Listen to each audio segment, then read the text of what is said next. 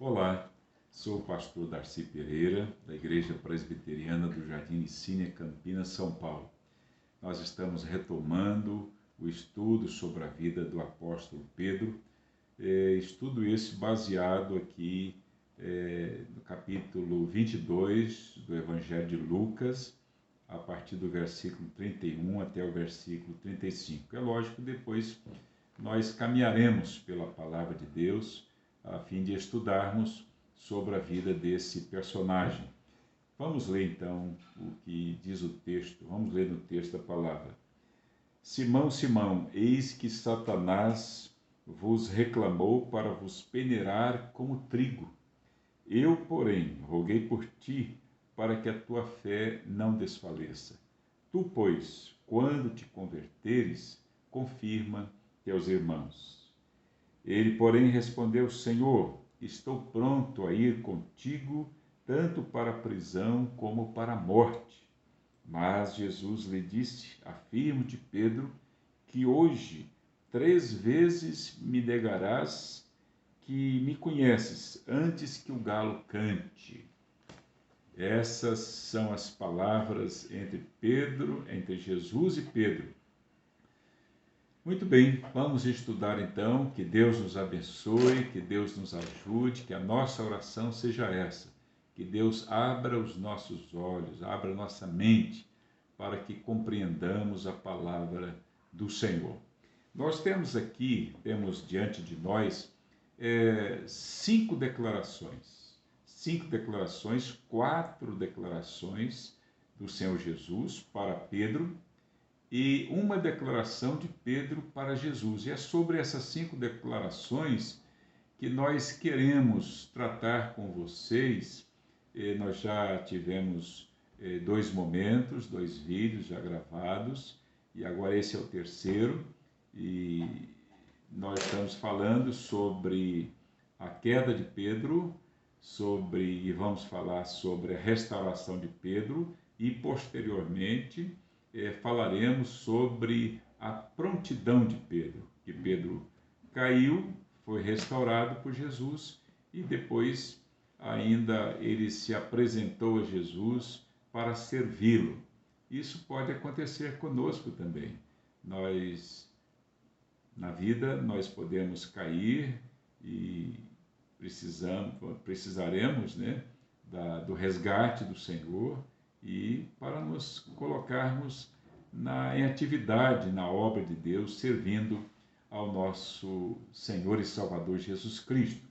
Então, nós já estudamos a primeira. A primeira foi quando Jesus disse, primeira declaração, Jesus disse para Pedro: Simão, Simão, eis que Satanás vos reclamou para vos peneirar como trigo.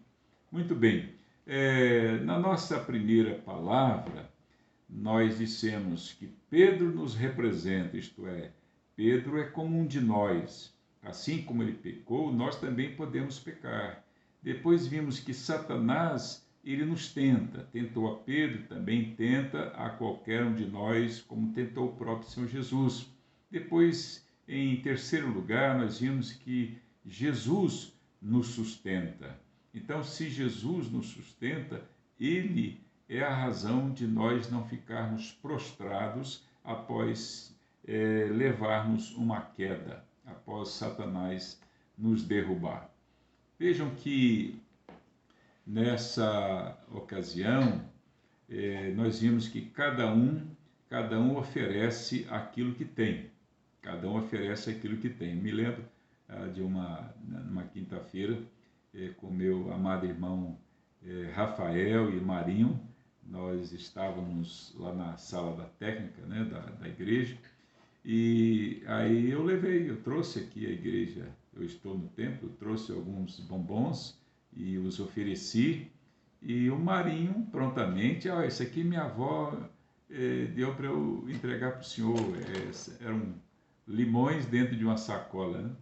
E então eu entreguei os bombons para o Marinho, e o Marinho me entregou os limões. E o Rafael fez a seguinte observação: cada um dá aquilo que tem.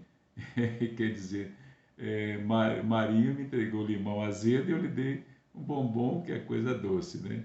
Então aqui nós vamos ver também que nós vimos, aliás, que cada um deu aquilo que tinha. No caso de Satanás, ele tentou para destruir Pedro, usou uma peneira, Pedro na sua arrogância e Jesus na sua misericórdia, ele apresentou-se intercedendo a favor de Pedro. Hoje, então, nós trataremos sobre a segunda declaração, a declaração de Jesus. A declaração de Jesus foi essa: eu, porém, roguei por ti para que a tua fé não desfaleça. Se nós estamos nas mãos de Deus, nós estamos seguros. Jesus intercede por nós, ele roga por nós. A nossa vida pertence a Deus. Às vezes Satanás, preste bem atenção nisso, às vezes Satanás entra com um requerimento para nos tentar. Deus até permite, porque Deus permitiu também, assim foi com Jó, só que naquele diálogo ali entre Deus e Satanás, na questão de provação de Jó, Jó não estava sabendo o que ia acontecer. Ele passou por tudo, até que por fim ele disse: antes eu te conhecia só de ouvir falar, mas agora meus olhos te veem. Com Pedro foi diferente. Pedro, o Senhor Jesus, falou para ele: olha, você vai me negar. E Jesus disse diretamente para Pedro, porque Jesus sabia que Satanás havia pedido para peneirá-lo como trigo. Então, naquela quinta-feira, antes da morte de Jesus Cristo, quando, a partir do momento ali que eles estavam reunidos, né, para a ceia do Senhor, naquele momento, naquele contexto, então, Jesus diz essas palavras para Pedro. E Jesus disse a Pedro que ele havia rogado pelo apóstolo.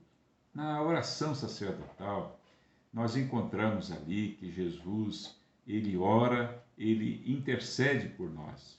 Nós vamos ver, por exemplo, no capítulo 17, onde está de João, onde está a oração sacerdotal, que Deus, Jesus diz ao Pai, diz assim: é por eles que eu rogo, não rogo pelo mundo, mas por aqueles que me deste, porque são teus. Então Jesus já estava rogando por nós. Vejam o que diz o versículo 20 do capítulo 17 de João: não rogo somente por esses, mas também por aqueles que vierem a crer em mim por intermédio da tua palavra.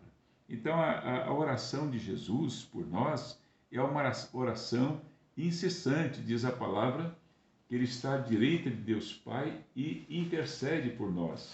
O livro de Romanos, capítulo 8, versículo 26, preste bem atenção nisso, diz assim: também o Espírito Santo, o Espírito de Deus, semelhantemente, nos assiste em nossas fraquezas, porque não sabemos orar como convém, mas o mesmo Espírito intercede por nós sobremaneira com gemidos inexprimíveis.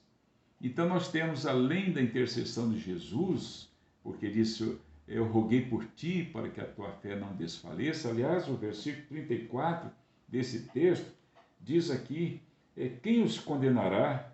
É Cristo Jesus quem morreu, ou antes quem ressuscitou, o qual está à direita de Deus e também intercede por nós. Então nós vimos o Espírito Santo de Deus, ele assiste-nos em nossas fraquezas, ele intercede por nós, e o próprio o Senhor Jesus Cristo também diz aqui a palavra que ele intercede por nós. Agora imaginemos se não houvesse a intercessão do Senhor Jesus, do próprio Espírito por nós. Nós estaríamos naufragados, sem possibilidade nenhuma de nos reerguermos, de nos reerguermos. Então vejam que Deus, através de Cristo, ele nos abençoa.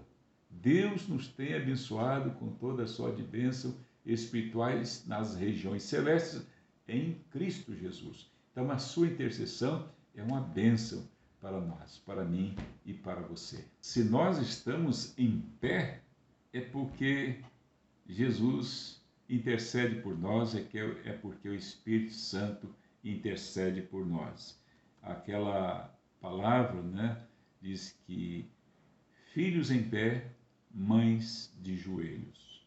Quer dizer, tem sempre alguém que intercede por nós. A igreja ora, a igreja abençoa através da intercessão. Nós temos aqui na igreja um grupo de intercessão, de irmãos, de irmãs, que intercede a favor daquelas pessoas que apresentam os seus motivos, né?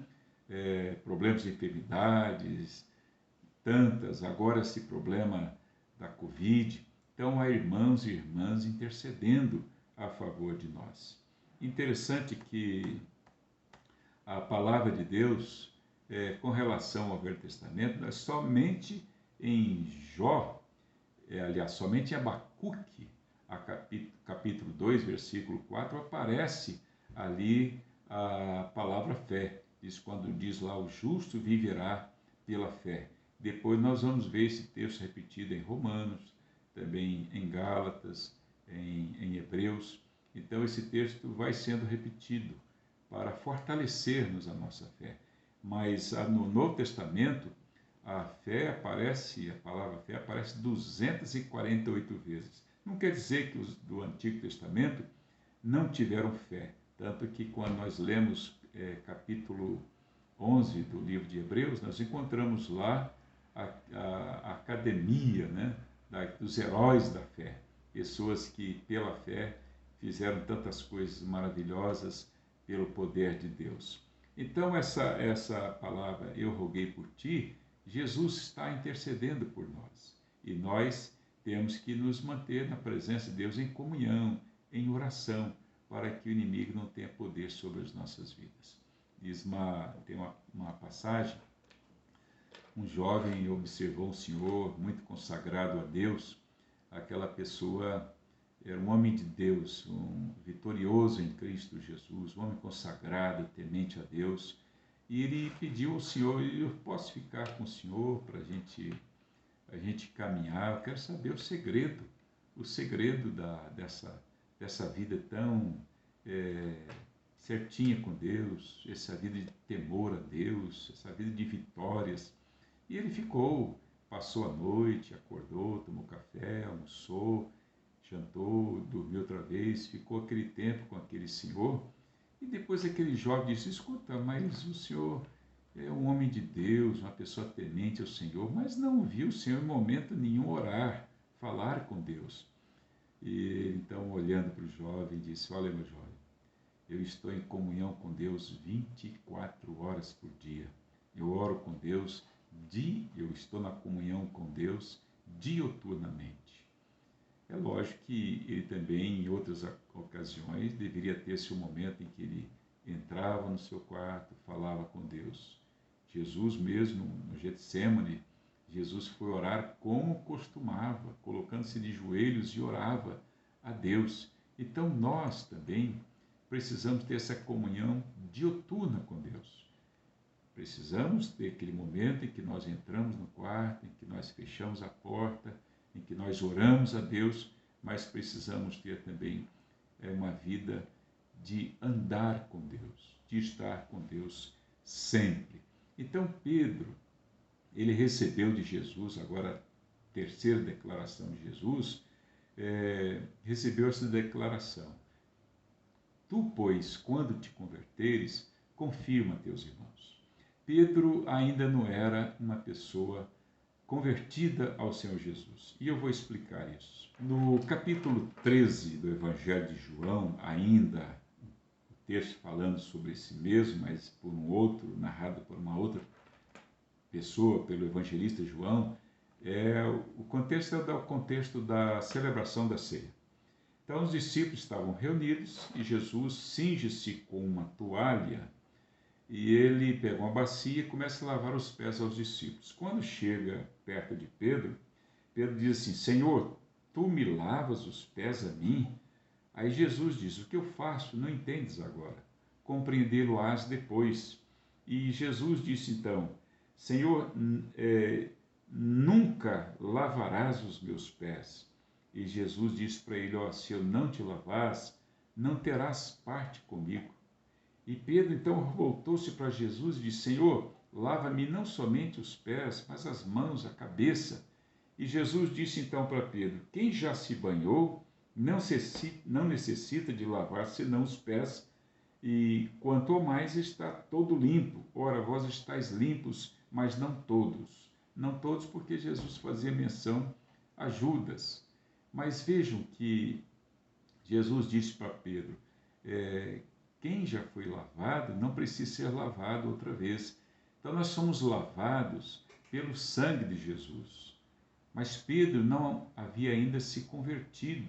Por isso Jesus disse para ele: tu, quando te converteres. Lá no livro do Apocalipse, no último capítulo, versículo 22, capítulo 22, versículo 14, diz: bem-aventurados aqueles que lavam suas vestiduras no sangue do Cordeiro, para que lhes assista o direito à árvore da vida e entre na cidade pelas portas. Então, se nós já fomos lavados pelo sangue de Jesus, e eu quero explicar o que quer dizer isso, lavados pelo sangue de Jesus. 1 de Pedro, no capítulo 1, a partir do versículo 18, nós encontramos essa palavra. 1 de Pedro 1, 18 em diante.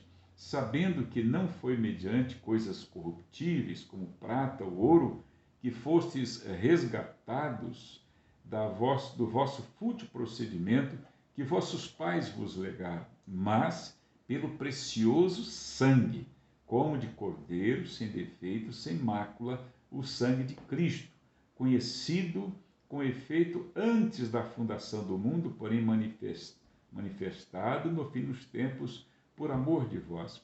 Então nós fomos lavados pelo sangue do Cordeiro. O sangue do Senhor Jesus Cristo nos lavou. Preste bem atenção nesse outro texto do apóstolo Pedro, no capítulo 1, versículo 3 em diante. Diz ele: bendito Deus e Pai de nosso Senhor Jesus Cristo, que segundo a sua muita misericórdia, nos regenerou. Então diz: para uma viva esperança, mediante a ressurreição de Jesus Cristo dentre os mortos.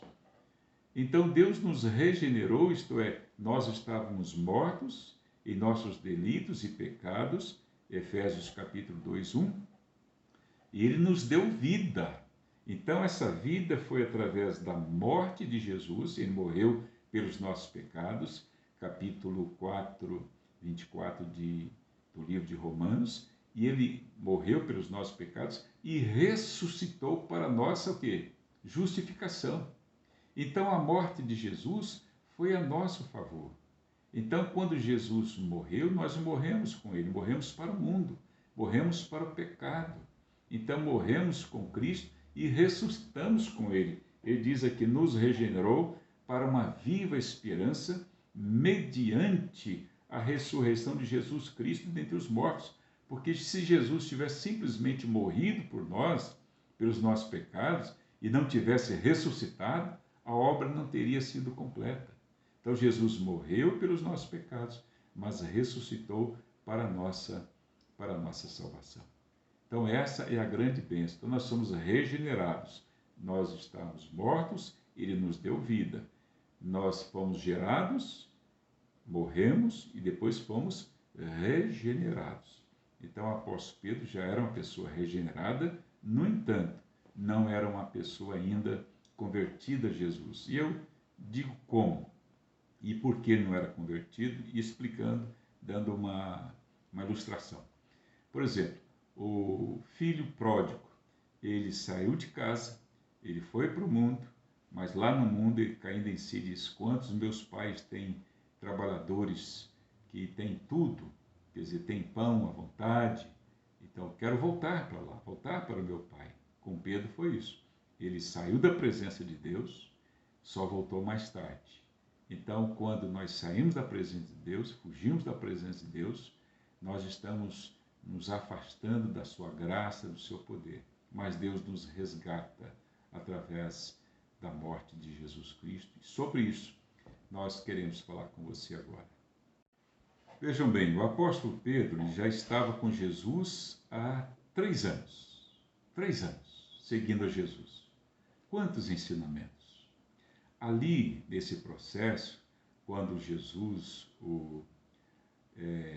levou Pedro consigo para esse ministério, preparando-o para o apostolado, para a pregação da palavra, Jesus ensinou a Pedro muitas coisas. Imaginemos nós, tanto que depois as cartas paulinas, as cartas conforme Pedro escreveu, João escreveu, e Tiago, e a carta aos Hebreus, e Apocalipse, assim por diante, todos aqueles escritos após o livro de Atos dos Apóstolos, todos esses escritos após os evangelhos são a sistematização da palavra de Deus. Então os discípulos pegaram os ensinamentos de Jesus e os colocaram para as igrejas, orientando, ensinando as igrejas.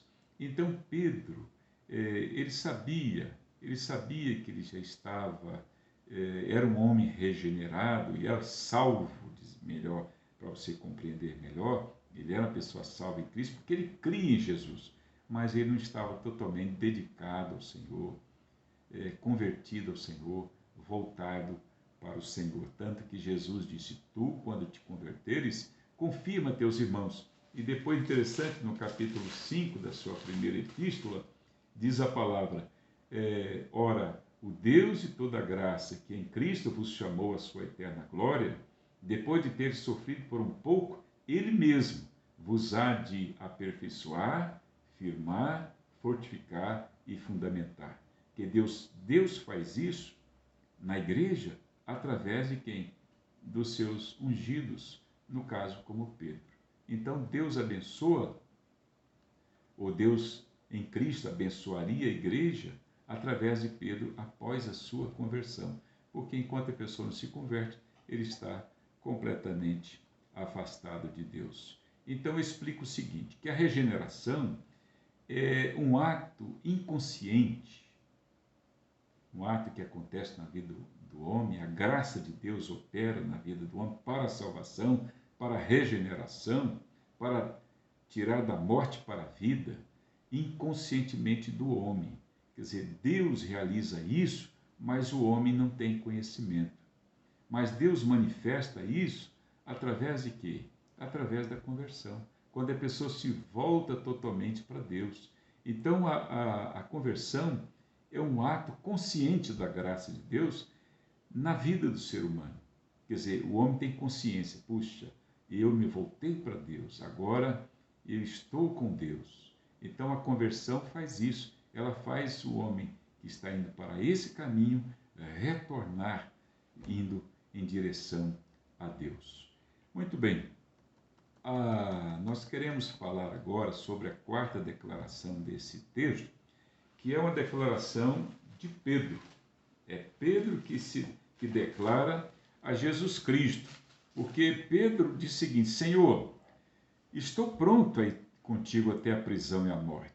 Aí vem a pergunta, será que Pedro estava pronto a ir com Jesus até a prisão e a morte? Há um personagem na palavra de Deus, no caso de Paulo, capítulo 20 do livro de Atos dos Apóstolos. Eu quero fazer uma comparação.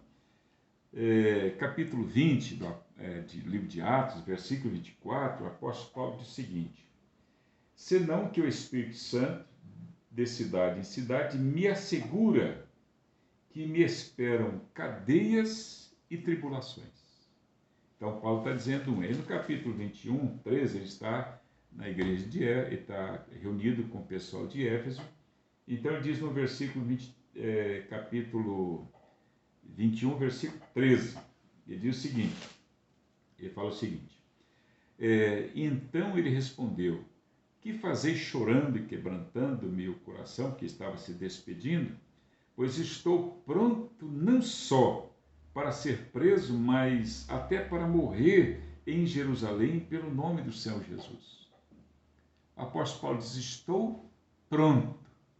E de fato estava pronto. O apóstolo Pedro diz, estou pronto. E negou Jesus 3 vezes. Há uma diferença muito grande, né, entre dizer estou pronto e de fato estar pronto. Então, meu querido irmão, minha querida irmã, você que também me ouve, é muito importante que nós tenhamos essa convicção. Nós estamos de fato prontos. Há um texto também agora relacionado à oração de Jesus no Getsemane. Jesus disse para Pedro e para os seus apóstolos, e eu quero ler esse texto com você. Esse texto está relacionado com o momento que Jesus estava com seus discípulos ali no Getsemane. Então diz assim: vigiai e orai para que não entreis em tentação. O espírito, na verdade, está pronto, o espírito está pronto, mas a carne é fraca. Então Jesus disse isso aos discípulos. Vejam Mateus capítulo 26, 37, diz: e levando consigo a Pedro e aos dois filhos de Zebedeu, Tiago e João, começou a entristecer-se e a angustiar-se. Jesus estava no Getsemane. Então Jesus os levou, mas teve um momento que Jesus dirigiu-se a Pedro e disse: Pedro, nem uma hora pudestes vigiar comigo? Falou o nome de Pedro, porque Jesus, a partir daquela conversa que tiveram, né, do capítulo 22 de Lucas, 31 e 35, aquela foi uma palavra direta para Pedro. A partir daquela palavra, o Senhor Jesus Cristo começou a chamar a atenção. Algumas coisas foram acontecendo, e Jesus começou a enfatizar a sua atenção sobre a vida de Pedro. Então diz: nem uma hora pudesse vós vigiar comigo. Então Jesus diz: vigiai e orai para que não entreis em tentação. E Pedro estava prestes a entrar em tentação, Satanás haveria de peneirá-lo. Então Jesus diz: não, o espírito na verdade está pronto. O espírito está pronto, mas a carne é fraca. Pedro não estava no espírito, Pedro estava na carne. Há um pensamento que diz que há pessoas que não estão nem na carne, estão no osso. Quer dizer, não tem nenhuma intimidade com Deus, nenhuma consagração a Deus, não estão vivendo na presença de Deus. Então, Jesus disse as 3 primeiras palavras e Pedro disse: estou pronto, mas, na verdade, Pedro não estava pronto. E eu quero deixar também aqui uma palavra, é uma palavra de Pedro, na sua segunda epístola. Isso é muito importante porque está relacionado com essa primeira palavra de Pedro. Vejam só, capítulo 1 da segunda epístola.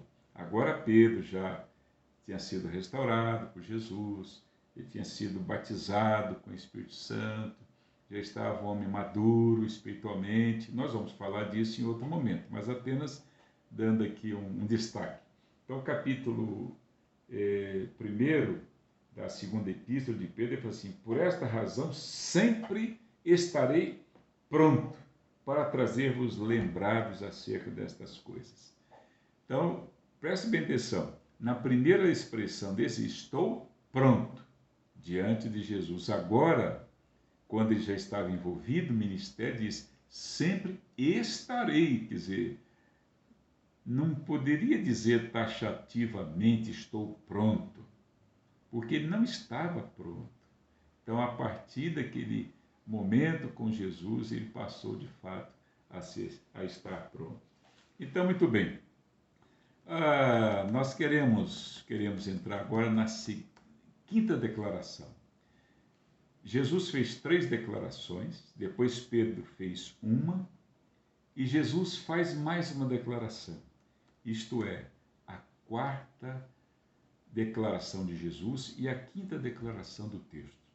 Jesus disse para Pedro, preste bem atenção: afirmo-te, Pedro, que hoje 3 vezes negarás que me conheces antes que o galo cante. Marcos, que também narra sobre esse texto, ele diz o seguinte, aliás, Marcos, ele recebeu o evangelho de Pedro, por isso que Pedro tem esse detalhe.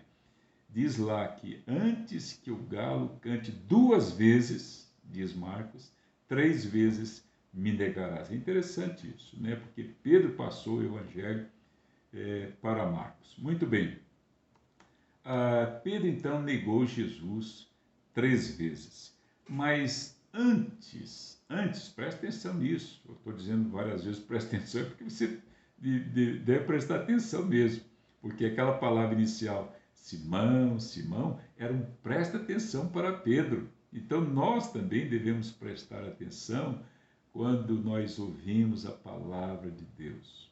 Então vejam só, antes de Pedro negar a Jesus, se você acompanhar comigo aqui nesse texto de Lucas, capítulo 22, vamos ver algumas atitudes de Pedro que o precipitaram a negar a Jesus. Olhe bem, primeira atitude de Pedro que o levou a negar a Jesus 3 vezes. Primeiro, versículo 46 de Lucas 22. E disse-lhes, por que estáis dormindo? Levantai-vos e orai para que não entreis em tentação. Pedro, em vez de orar, ele estava dormindo. Preste bem atenção. Você está orando, está em oração, está dormindo. Depois, nós encontramos no versículo 50, aliás. Um deles feriu o servo do sumo sacerdote e cortou-lhe a orelha direita. Pedro fez o quê? Usou armas carnais, pegou uma espada, cortou a orelha do servo do sumo sacerdote, de Malco, mas Jesus fez um milagre ali, ele pegou a orelha e colocou no lugar. Não é com armas carnais que nós lutamos contra o inimigo. A palavra de Deus fala lá em Efésios capítulo 6, tomai toda a armadura de Deus para que possais resistir no dia mau. Então nós devemos tomar a armadura de Deus.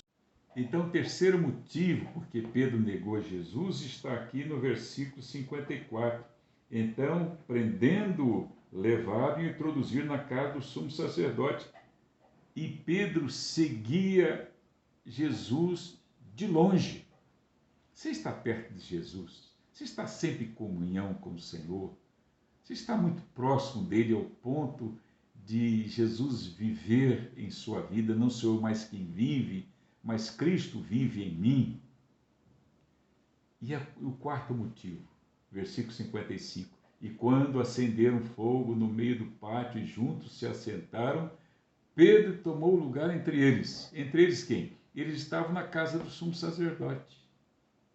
Fizeram a fogueira, porque era de noite, numa quinta-feira, para se aquecerem. E Pedro fez o quê? Tomou lugar entre eles, entre os algozes, entre os perseguidores, entre os que estavam maltratando o Senhor Jesus, aqueles que os crucificariam. Então, essas quatro precipitações, essas quatro atitudes de Pedro é que o levaram a negar. Ele estava sem comunhão com Deus, sem oração, estava dormindo, ele estava usando armas carnais, ele estava seguindo Jesus de longe e, por fim, Pedro tomou lugar entre aqueles que maltratavam a Jesus. Estamos no mundo, mas não somos do mundo. A palavra de Deus nos diz que nós não devemos nos conformar com este mundo, mas transformar-nos pela renovação da nossa mente, pela transformação da nossa mente. A nossa mente precisa ser transformada pelo poder de Deus, pela palavra de Deus, pelo Espírito Santo de Deus. Então, meu querido irmão, minha querida irmã, você que está me ouvindo, vamos ver agora as 3 vezes que Pedro negou Jesus. Versículos 56 e 57, diz que uma criada, vendo Pedro assentado perto do fogo, olha só, aproximou-se dele e disse, esse também é um dos que estava com Jesus, estava com ele. Mas Pedro negava, dizendo, mulher, não conheço. Ora, não conhece Jesus. Pedro viveu com Jesus 3 anos. E agora, por fim, diz, não conheço Jesus. Quanto quanto tempo você está com Jesus? Há quanto tempo você se converteu, ou se de fato se converteu? Mas há quanto tempo você ouve a palavra de Deus? Você não conhece Jesus? Conheçamos e prossigamos em conhecer o Senhor. E depois, o apóstolo Pedro, ele fala uma coisa muito importante, diz que nós devemos crescer na graça e no conhecimento do Senhor Jesus, ao escrever a sua segunda epístola, no terceiro capítulo. Mas uma outra negação que Pedro fez a Jesus. Ele diz o seguinte, o versículo 58, pouco depois, vendo o outro, disse, também tu és dos tais. Pedro, porém, protestava, homem, não sou. Já pensou se não tivesse uma vírgula aqui, quando ele disse homem, não sou? Ainda bem que tinha uma vírgula, diz homem, vírgula, não sou. Quer dizer, negou ao dizer que não era um dos que estavam com Jesus. Por último, versículo 60. Mas Pedro insistia, quando também chegou uma outra pessoa dizendo, esse verdadeiramente estava com ele, porque também é galileu. Quer dizer, como que ao falar de um galileu, como eu falar de um mineiro, de um carioca, de um sulista, de um nordestino, a gente conhece pela fala. Então eles conheceram a Pedro porque ele era um galileu, falava como galileu, era um homem do interior, não era de Jerusalém. Então, mas Pedro insistia, homem, não compreendo o que dizes. Meu Deus do céu, não compreendo. Você não compreende? Quando as pessoas dizem que você é um dos tais, que você segue Jesus, que você é de Cristo, e você nega, não compreendo, não sou. Pense nisso. Aí então o galo canta. Paulo caiu do cavalo. Segundo informação, não diz o texto que ele andava a cavalo, mas diz que ele caiu do cavalo. Se converteu a Jesus. Jesus foi ao encontro dele. Pedro saiu e chorou amargamente. Jesus o olhou, fitou nos olhos e Pedro reconheceu, lembrou-se das palavras de Jesus que Pedro o negaria 3 vezes. Então nós queremos parar aqui, porque nós estamos falando da queda de Pedro. Nas próximas vezes falaremos da restauração de Pedro e da prontidão de Pedro. E quero ter você comigo. Deus te abençoe. Paz, graça, em nome do Senhor Jesus.